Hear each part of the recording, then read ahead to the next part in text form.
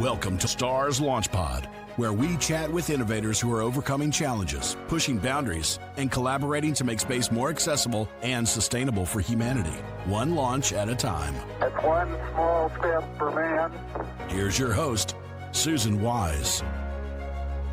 Hi, and welcome to STARS Launch Pod, space, technology, and research sciences brought to you by starsciences.org, where we connect, collaborate, and accelerate. I'm your host, Susan Wise. Joining us this time, Dan Oates, coordinator of Space Camp for Interested Visually Impaired Students, or known as SCIVIS. Is that right, Dan? That is correct, Susan. Good pronunciation. All right, then. So this is an interesting part of Space Camp. Tell us more about this program and what you do there. Well, our program is the same as any other space program at Space Camp. It is a STEM activity, but the only difference is that we are all blind and visually impaired that week, and we take over the whole facility. So we try to do all the adaptations, the Braille, the large print, the technology, the expertise of blind and visually impaired professionals who come in and assist us that week. Wow, that's interesting. And I love that you're doing that. It just opens the doors to so many more people. It certainly does. We've had about probably 4,500 in our 35 years of running the program. You've been doing it 35 years. The only one left standing from the first year. Oh my goodness. So I'm sure over the years you've had some aha moments where you're like, wow, yes, or like, yes, we did it, or, you know, something that stands out in your mind. Well, I think to sum it up with an aha moment is difficult after 35 years, but I think one of the coolest things, I was walking into the dining area one day and some little boy stopped me and, you know, he didn't have any past history with him. And he says, "Are you the man that runs this?" And I said, yes, I am. And he goes, "I want to thank you for creating Planet Blind." Oh. He sort of caught me off guard. And I said, "What do you mean by that?" He says, "Well, when I come here," he came year after year after year. He says, "I don't have to worry about kids making fun of me because of my eyes. I don't have to worry about questions about sunglasses or my cane or how I do things." He says, "When we're here, it's just like our own little planet because everybody here is the same." I went, "Whoa, that's heavy. That's good stuff there." From the mouths of babes, and, you know, such honesty. That's, oh my goodness. It makes me cry. It makes me teary. I love that you're doing this. I think this is amazing. How do people reach out to you if they want to have their children involved? Well, mostly it's word of mouth. We have our SCIVIS.org website. Most of it is from teachers of the blind and visually impaired who interact with these kids on a regular basis. We try to get the word out to them. I just spoke at a conference in Virginia last week. And after 35 years, it's just a matter of the word getting out. A lot of residential schools know about the program and they send teams of kids. So it's one of those buzz things that happens. It sort of pops up in one place. Now, Missouri, where you're from, as I understand, is fantastic, because the St. Louis Lighthouse for the Blind in St. Louis gives me $50,000 every year to send kids internationally, because they felt that the children in St. Louis, or a lot of them in East St. Louis, don't have the capability of traveling internationally when they grow up. So they said, "Here's $50,000 and we want you to bring the world to our kids." So I get that money and then I search worldwide: Israel, Romania, Costa Rica, South America, Australia, New Zealand. I get kids from everywhere now, and we can pay for their airfare and we can pay for their scholarship, for their tuition. And they also send any child in Missouri who wants to go to Space Camp or to SCIVIS free of charge. I love that. You know, earlier, you and I were talking before we started about challenges, and you said you didn't really have any. But would fundraising and raising funds for it, would that be a challenge for you, or does it just kind of always happen?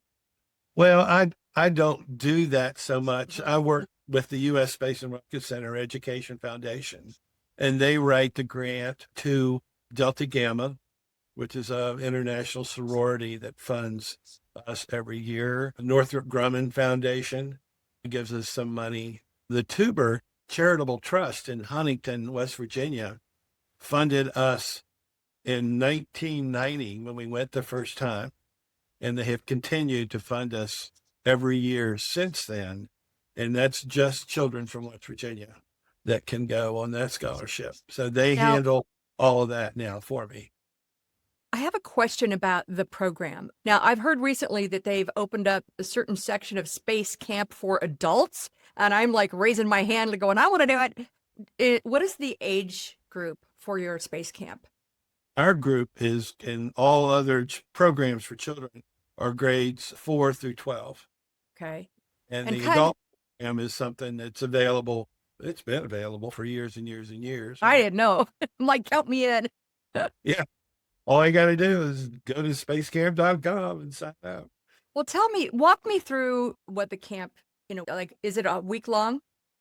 Yeah, our camp starts on Sunday. Mm-hmm. We will get some kids coming in on Friday or Saturday, especially international kids who are trying to adjust a little jet lag there. Yeah. And then we'll graduate Thursday night, and everyone exits the camp on Friday to go back to their respective schools or homes, wherever they may be. But the program we have, when you go to space camp, you can go to either astronaut training or Top Gun fighter pilot training program called Aviation Challenge.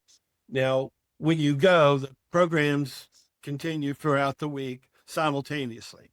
So if you sign up for astronaut training, you go to Space Camp, Space Academy, Advanced Space Academy. And if you sign up for advanced, or if you sign up for Aviation Challenge, then you go to Mach 1, Mach 2, or Mach 3. Now, they have other programs there. They have a robotics camp, and they have like a computer camp, which we really haven't got into yet. We're looking at it. We've had robotics camps in the past, but we don't seem to get a lot of kids to populate a team. And if we don't have enough kids, then they can't run the program. Kids have their option to go when, what they want to do. There's no restriction on our side as far as accessibility. We take kids in wheelchairs. We have kids who have medical issues. I mean, we have deaf blind children who come, as long as they have their own interveners that can work with them and do the interpretation, everything. You're inspiring all these young minds. I love this. And what an exciting time too, because the space and everything's really popular right now, of course, with Artemis and things happening there. What one piece of advice would you like to share with the people listening? About the program itself? Sure. Yeah, I think a lot of times in today's educational environment, parents look at these segregated programs for just blind children as, well, my child doesn't need that because they go to public school. Mm-hmm. And I agree. I mean, I think only about 6% of the population in the United States who are blind and visually impaired attends residential schools. So there's a huge amount of children who attend public schools and are serviced by teachers of the blind and visually impaired on a rotating basis or through a resource room or something. But you shouldn't discount the fact that there's just so much benefit to having your child around their peers, because that's where they go to talk. That's where they're, all their defenses are down a lot of times. And when I get calls from principals or superintendents saying, well, geez, why are you wanting to take this child out of school for a week to camp? And I say, well, sir or ma'am, when you want to be inspired and you need to be regenerated and you go to a conference with your peers, how do you come back home? And they're all, well, yeah, we're motivated. We're excited because we've been around peers. We've got all new ideas and everything. I said, well, why should you limit a child to the same experience? Because they go and they meet their friends and they meet other kids with their same eye condition, their same limitations. And you have a kid who's maybe 2100 now visual acuity who has the degenerative condition, and they get to sit and talk to someone who's totally blind with the same condition. How did you manage that? What was difficult for you, and how did you from that? So there's good stuff that occurs sort of in the backwater of what we do. So is SCIVIS, the camps are available then year round, not just in the summer? No, they're not even in the summer. Okay. Our camp is in the last week of September. Okay. Space Camp does between 800 and 900 kids per week during the summer.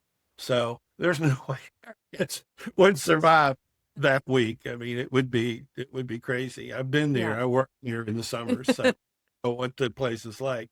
But no, we have the whole place to ourselves. We transform mission control, the capsules, the orbiters, the space stations. Everything is adapted to the blind and visually impaired that week. Tailored for their needs. Yes. Yeah. I love that. Do you have, besides this, I'm sure you're very passionate about this, you've been doing it a long time. You have a passion project that you'd like to talk about? Aside from Space Camp? Well, it could be Space Camp or maybe aside from Space Camp. Well, in 2000, I was still working at the West Virginia School for the Deaf and the Blind, and we needed to keep up our certification. And I thought I would go down to Space Camp for educators and get 3 hours credit for the summer. And I'd already been to Space Camp 11 years at that point. And the director of the program said, well, why the heck do you want to come for 3 hours? You could come and teach. And I went, oh, okay, I'll do that. So I went down, went through the training, and for the next 12 years, I taught all summer long there when I was off school, and taught educators from all over the world who came into Space Camp. As a result, I got a lot of opportunity to spread the word about SCIVIS. And that's how our international program really got started, was being able to speak to those teachers. And then when I retired from school in 2012, they got word of that and asked me to be manager of the education program for the summer. And I said, well, yeah, I think I could do that. So I did that for the next 7 years. And that has been a boost for our program, because I get to speak to anywhere from, 150 to 250 teachers every summer about programs at Space Camp for not only the blind and visually impaired, but for other special populations, and how Space Camp can adapt those programs. I love that. I love what you're doing with SCIVIS. And with the camp coming up in, you said late September, is there a cutoff time when parents need to enroll their children? Well, we haven't even opened up registration yet. It's all at our website, SCIVIS.org is the first step in the registration. Applications for scholarships are due April 15th. And usually we try to get the word out about our program before school's out, so our teachers of the blind and visually impaired can let those kids know and the parents know. But I get calls all year long. But once registration opens in, I'm hoping, middle of May, then they will be okay till probably around the 1st of September for registration. How many children do you usually accept? Is there a limit? Well, there's a limit per program. The Okay. Advanced Grease Academy is the one that's the most popular. I've got 64 slots for that, but that's the program where all the international kids come into. And it is a jumble of culture. It really is just the coolest thing. A kid from Israel and a kid from Missouri and a kid from West Virginia and a kid from Romania, all on the same team, trying to figure out how to work together. And that's exciting. I love that. They go scuba diving. They have high ropes course, all these things that challenge them individually that they have to overcome. About every year we fill up, and then just through attrition, we usually drop back down below 64. Other than that, we're usually around 140 to 160 as far as number of kids go. And we've been up over 200 before in the past. What is your goal for these kids to come away with when they finish the camp? A self-confidence in themselves and things they can accomplish. That's the big thing. Now, if they learn how the space shuttle works or where the Artemis 2 went to, I think that's a bonus. That's icing on the cake. But I want them to come away with more good feeling about what they can do. And friends, I've got kids who are friends for a lifetime. I had two kids, I say, quote, kids, who are in their 40s now, who attended camp back in the late 90s. They came in to my little town here and celebrated St. Patty's Day with me. And that was just a joy to have these kids come back after that many years. And I run into kids at conferences and all. I was at a conference in Virginia last week, and a girl came up to me, a teacher, a blind visually impaired, said, I went to SCIVIS when I was 17 years old or something. And I said, well, good. Yeah. And she remembers the activity and everything she learns. It was cool. I bet that really makes you feel proud. Oh, it does. It really does. That's got my cup filled. Okay. Yeah. And I love that you do, Dan. We so appreciate you coming on and sharing your story and the journey of SCIVIS, and excited to talk to you again. And we'll check in with you and see, maybe one time we could visit with some of your kids. We would love that. You're welcome to come down. We get a lot of people. Right now, we have interest in someone doing a 90-minute SCIVIS documentary. Oh, that would be cool. Yeah, we're working on that right now. I've already been interviewed on camera, so hoping to get some funding for that and get things rolling. All right, we'll do it. Well, Dan, thank you so much for coming on. I appreciate it, Susan. Thank you for having me. All right. Make sure you join us where we connect, collaborate, and accelerate. If you enjoyed this episode, please leave us a review and subscribe. Until next time, keep looking up. Don't miss an episode. Subscribe on your favorite streaming platform. Watch us on YouTube and follow us on social media. STARS LaunchPod, propelling us forward, one launch at a time.